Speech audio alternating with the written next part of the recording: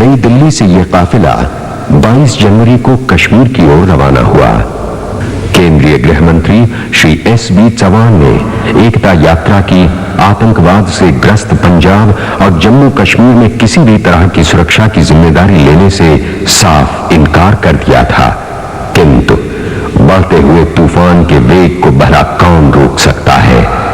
अपार जन समूह के साथ जोशी जी ने अपनी यात्रा को जारी रखते हुए हरियाणा में प्रवेश किया। हरियाणा में पानीपत के ऐतिहासिक युद्ध की गवाह रह चुकी ये महान भूमि और श्रीमद् भगवद गीता की उपदेश भूमि कुरुक्षेत्र से आशीर्वाद पाकर ये यात्रा अंततः पंजाब में प्रविष्ट हुई।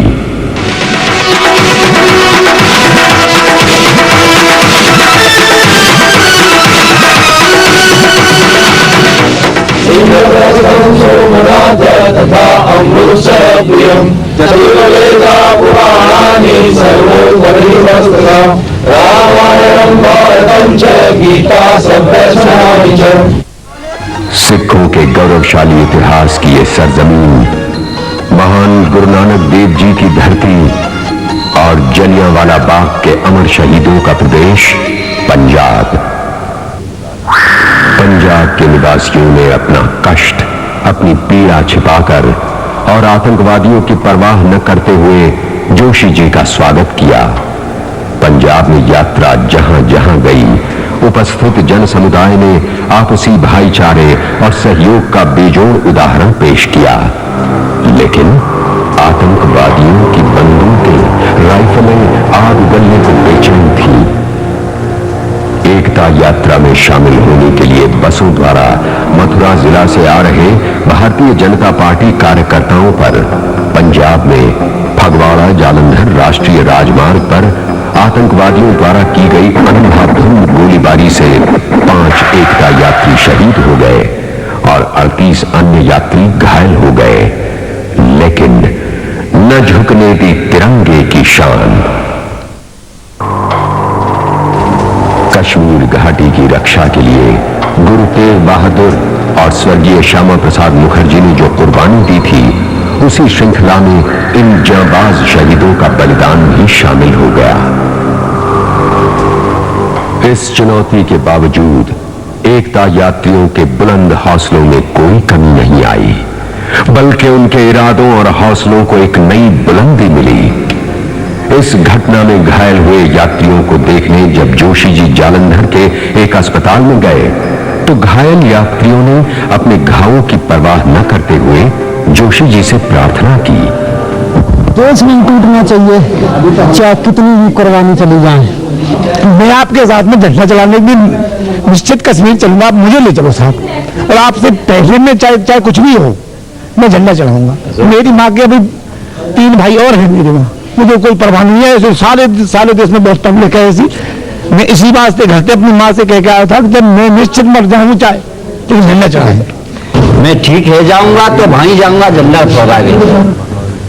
कभी उस महान स्वतंत्रता सेनानी, तेजस्वी नेता और हम सबके प्रेरणा स्रोत स्वर्गीय दीनदयाल उपाध्याय जी ने कहा था, चरई वेती, अर्थात चलते रहो जब तक कि तुम अपने लक्ष्य को प्राप्त न कर लो। चंडीगढ़, लुधियाना, जालंधर और पंजाब के कई अन्य शहरों से अपार जन समूहों के मध्य से गुजरते हुए ये काफिला बुलंद हौसलों के साथ पठानकोट पहुंचा। 24 जनवरी 1992 आज जोशी जी पठानकोट से जम्मू की ओर बढ़ चले।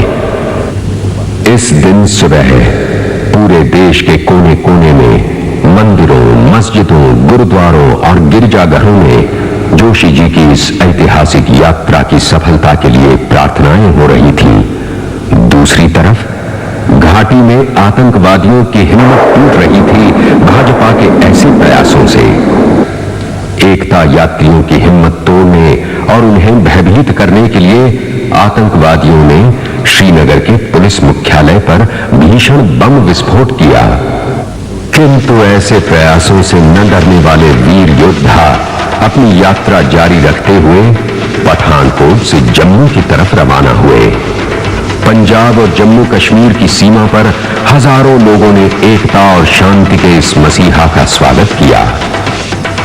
हजारों नाचते गाते लोगों को देखकर ये महसूस हो रहा था मानो ये धरती अब अधर्म को अपनी गोद में पनाह नहीं देगी। वर्षों से प्रदेश में फैली आतंकवाद की विषबेल से ग्रसित यहाँ के निवासियों ने अपना सारा गम भुलाकर जोशी जी का अभिनंदन किया।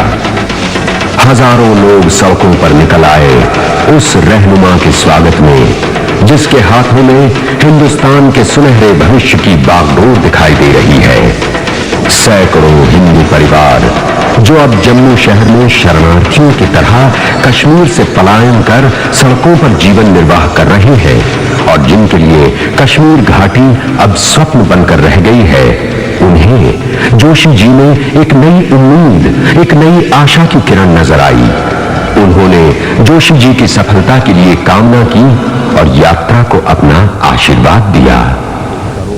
भारत के करोड़ों लोगों द्वारा पूजित तिरंगा झंडा लेकर एकता यात्रा आगे अपने निर्धारित मार्ग पर बढ़ रही है।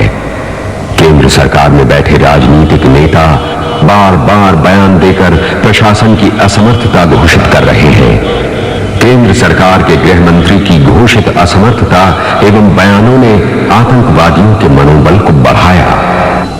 तभी तो आतंकवादी फगवाड़ा में गोलियां चलाने की हिम्मत कर पाए और श्रीनगर में पुलिस मुख्यालय पर बम विस्फोट करने की हिम्मत बटोर सके।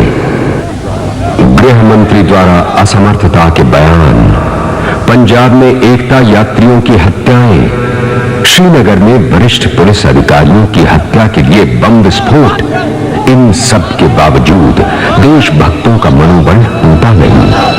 हिंसा के समाचार देश भर में फैल जाने के बाद भी एकता यात्रियों का कारवां कश्मीर की ओर बढ़ रहा है। उनका बलिदान और रंग ले आया है।